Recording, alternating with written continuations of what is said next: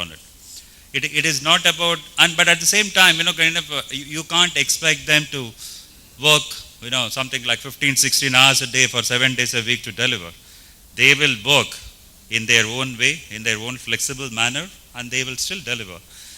So it's about to me, my perspective on the whole thing is it's about we understanding them and they understanding us. Kind of, I mean, which should happen. In my view, I think as managers, because India is going to have the largest Gen Y workforce.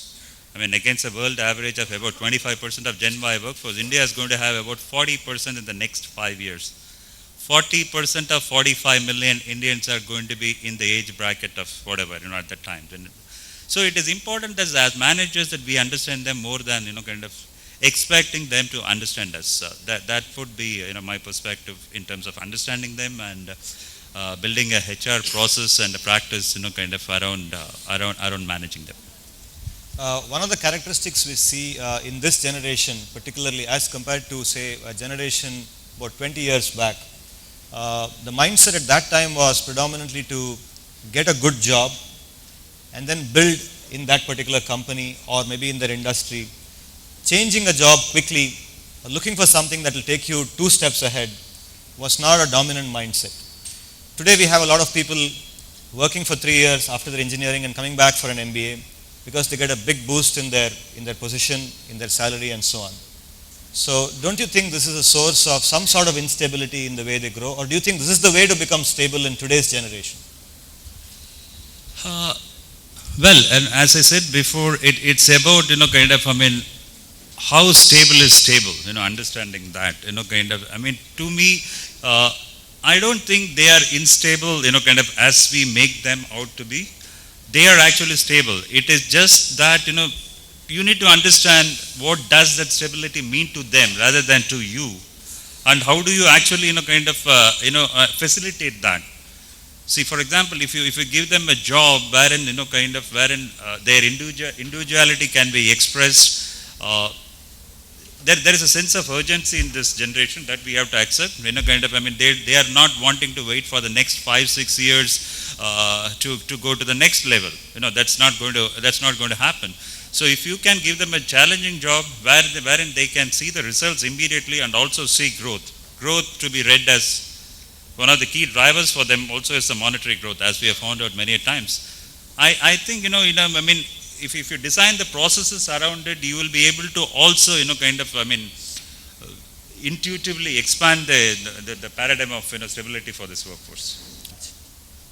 What do you have to say about that, and how would you advise the youth to take a balanced perspective on the two, if at all such a balance is required? Thank you, Professor. And I forgot to mention one thing in the introduction is I'm an alumni of TAPME, and that's what I'm...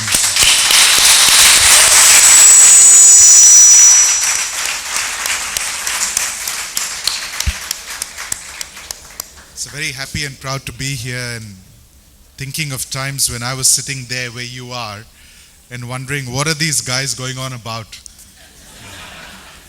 Yes, so, Professor Ajit has asked us very complicated questions without much preparation, so it's wonderful. Thank you. Prof continues to harass you even after you leave TAPME. So, doesn't leave you, right? So what I want to do is get you engaged in this process because we're talking about engagement, right? So I want a show of hands of who thinks here that the focus on self is more important for you just now? Okay?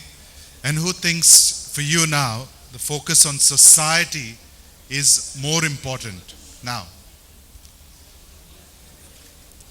Come on, yeah, speak the truth. Now, so yeah, there is a balance, I think, that we all have. There is some amount of goodness in every individual, every human being. However, the priority of what we focus on in different times of our life is different. If I was sitting in your shoes just now, thinking of myself, there's only one thing I'm thinking about. What's that great job I'm going to get? What's the best job I can get? What's the most money? As you look around the type of gadgets you can acquire, whether they're technology, iPads or cars or houses, how big. And it would be fair to say the focus probably would be more on the individual self at this point in time. My own personal view is that's not necessarily a bad thing. You know, it's a timing thing, and it's about awareness. So if we are doing that well, and then coming back to a sense of values, which is what we develop from our families or the institutions we study in and from the people we meet, that's fine. And as you mature over time and lose your hair like I have, you start thinking about things a little more differently. And I think hopefully for all of us that balance then switches a little bit. And I like the Disha sort of theme as well. And coming to your point, I think all these sort of tensions or paradoxes are quite intertwined, and it'll be foolish to think otherwise. I've not been in the country for the last 4 years, and I think I can't relate to some of the, more Anna Hazare kind of movements that are capturing people's minds and hearts these days. But I think it's fantastic. There is a awareness through things like social media and technology that you as a young workforce and Gen Y has access to really exploit and leverage. So I think it's a good balance. That skew, whatever it is, and will change for different individuals as well. And as long as we introspect ourselves and make that balance, will be a good thing. When we work with students, one of the feelings we get is that when the environment is highly competitive, like for example it is in TAPME, then the tendency to focus on the self is more. But when they go out to a world and they work with a larger organization where they sort of work with several people towards the same mission, right? So there's less experience of competition between themselves than a sense of cooperation that has to be brought into it. For example, we saw the same Gen Y, which when Anna Hazare came out on the streets, a predominant aspect of his support came from these people, from Gen Y, right? So there is a moment of, there's a feeling of sacrifice to be done for a larger cause. So do you think that orienting them during their education towards such thinking would be useful for the Gen Y? Mr. Subramaniam, what do you feel about that? Do you think we should consciously orient the youth towards sacrifice, moving away from the self? Because they have to get prepared for a larger domain of work when they go out. They cannot continue to focus on the self like the way they do in a highly competitive environment once they move out. Well, I don't believe that you can force him into doing anything. You can only inspire them in and giving them a certain sense of direction. It's for them to take, because we grew up, in an economy which was shortage. Everywhere shortage. You need to be the first to eat. You need to be the first to catch a taxi, whatever. Otherwise, you will miss the bus. But these guys have grown in a rather, in the Indian sense, a surplus kind of a scenario. So their thought process is extremely different. You just can't force them. See, for example, if my father tells me, you don't do this, I don't do this. But if I tell the same thing to my daughter, who is all of 15, it doesn't work that way. The first question is why? Why not? Explain. No, you live in a different area. So, the fact is, you can only create an environment wherein they possibly, can be facilitated to understand what is right for them and leave it to them. My personal belief is you can't force them to do anything. Right. So the wise thing to do, according to you, would be to give them the independence to make their choices. Probably give them some information and then allow them to make their choice and live with that choice and make them responsible for their choices.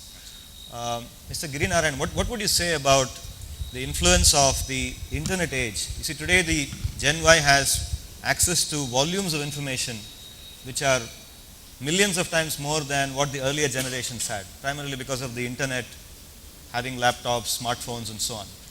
So do you think this has brought about this change in mindset of, like Mr. Subramaniam said, not just accepting anything that your elders tell you or somebody else tells you, but the want to think on your own and then take a decision and stand on your own feet?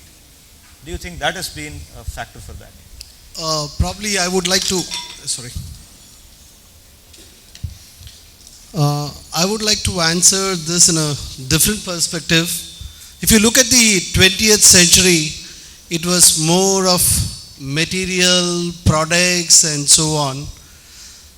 If you look at the last decade, I think the technology has really driven us, but I think we are moving forward to the next decade.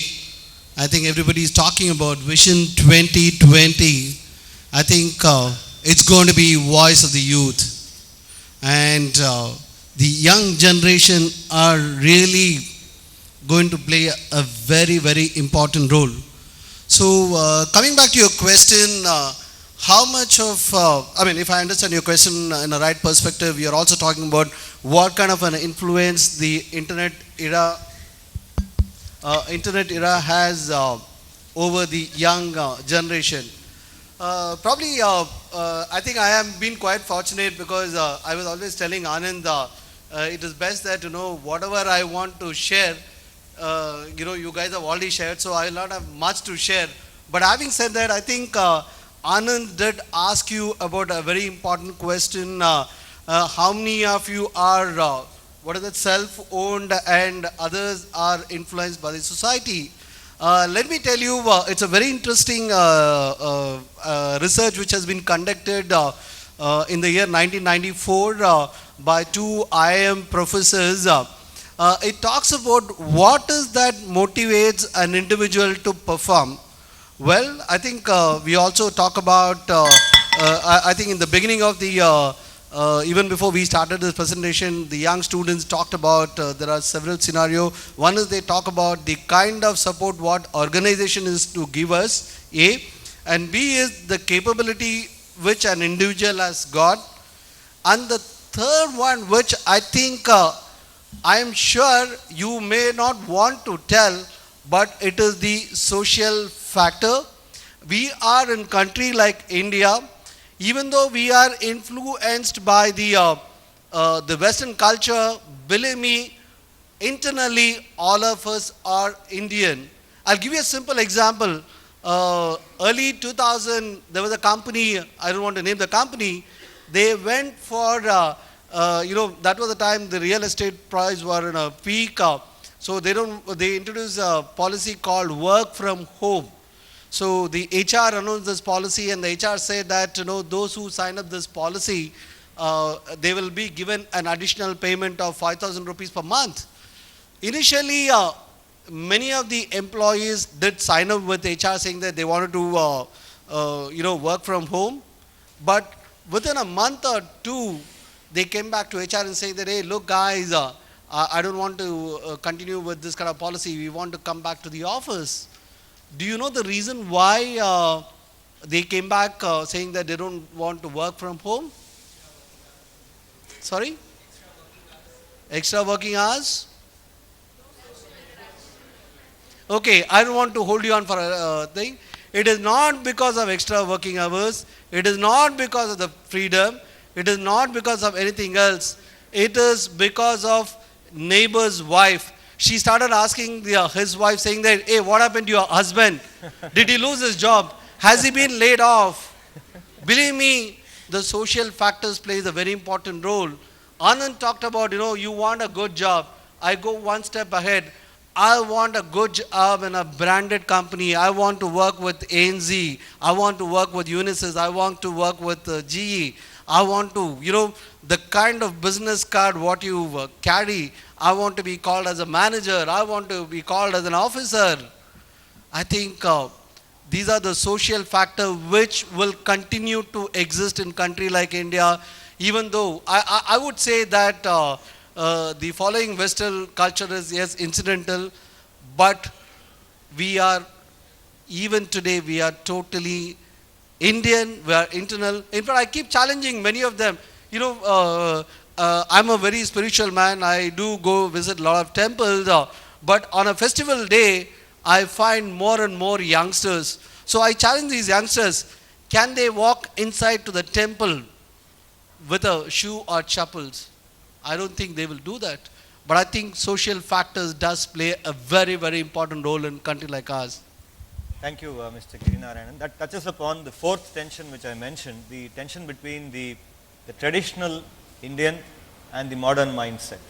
Now, today's Gen Y employee works with the Western client or the Western boss, or works with a Western company in the West, right?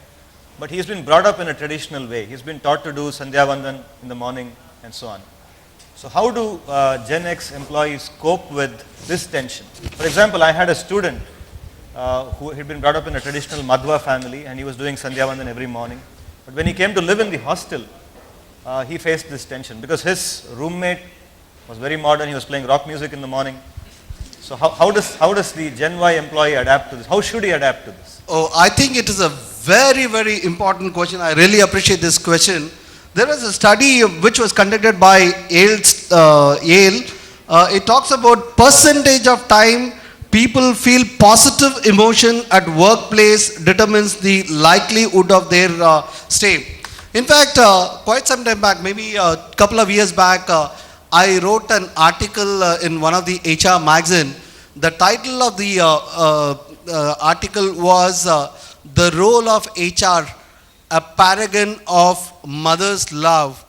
Believe me, we are in India. I think I did touch upon about how the social factors play a very important role. And I would say that does the company emotionally connect the employees, especially the particular in Indian context? Believe me, the behavior of an employee will have the direct impression on the customer. In fact, a study on Harvard which was conducted in 1998, which also talks about how employees' behavior can have a tremendous influence on customer behavior. Having said this, it is important. In fact, in this article, I did talk about HR particularly has to play a role of a mother's role. She has to, the HR has to give a personal touch. And in fact, in the beginning of the session when they were making a presentation, they talked about the unique characteristics. Yes, each and every employee is unique. Each and every young generation is unique. So they have to be treated in a unique manner. So the most important is you have to emotionally engage them. And it's very unfortunate that many of the organization does not focus on engagement. To me, I find many times engagements are there in PPT, it is there in thing. And I think Gallup also conducted a survey which among about 1,98,000 people. It says that people don't leave the company, people leave their managers. So I think in Indian context, I think the personal touch or giving importance. I also talk about the Abraham Maslow's hierarchy of five steps. And the most important thing, the hygiene, the hygiene factors, which is more important for the engagement. Okay, thank you very much, Mr. Giri, for that insight. I have a question for Benny now. This is about the last tension which I was talking about, the tension between the natural and the artificial. Now we find this tension very starkly existing in Gen Y. For example, we hear statements like, my grandfather, he lived up to 80, and even up to 80 he was very active. But I think I'll burn out by the time I'm 40. Right? We hear statements like this. We hear that they lived in a very clean environment, they ate natural food, they heard proper music, and they never had the kind of stress that we have. So Gen Y, we hear these kind of statements.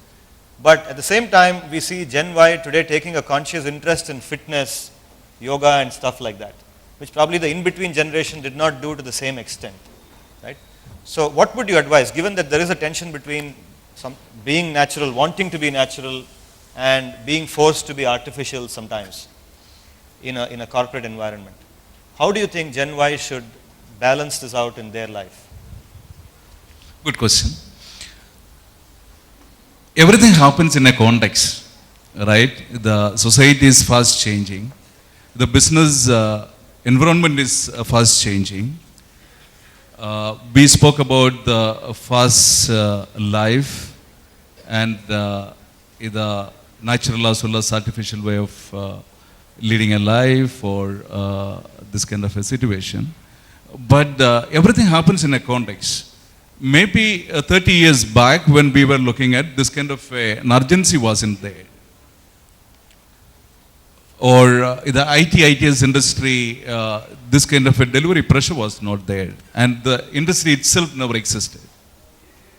So therefore, things happens in a context and we need to be a practical person for the apt person for the practical situation. So we need to balance it out. For example, Unisys, in my company where I represent, we conducted desktop yoga for a lot of employees. Desktop yoga? Yeah, exactly. So, sitting at their desktop itself, sorry. Could you demonstrate that for us, please? I can do that. So basically, while you are at your workstation itself, you can do a lot of exercise. You can stretch your leg, you can stretch your hand, and you can move around a little bit wherever you are working and so on. So we have employed a yoga guru has come in, I forgot the name basically. Guru came in and he has taken at least 1,500 people this training program. So why I brought this particular topic was everything happens in a context and this is a fast moving environment and the world becomes so small and we work with people in the opposite side of the globe or companies in the opposite side of the globe and now we give 24/7 support and which we never heard of employees working in night except nurses or doctors or of those sort.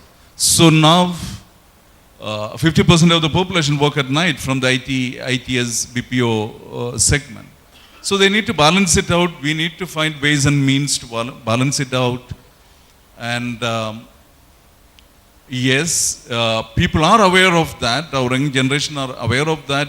I see there are a lot of people do meditations and yoga and various such kind of a thing.